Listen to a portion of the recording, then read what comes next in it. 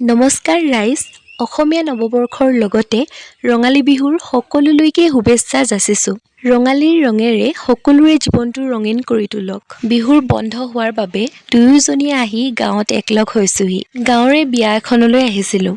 বিয়া ভগাৰ পাছত লগৰজনীয়ে ফটো মাৰিবৰ কাৰণে পথাৰলৈ লগ ধৰি নিলে। বাৰু ইয়াত মই 2-3 দিনৰ ভিডিঅ' মিক্স কৰি দিছোঁ।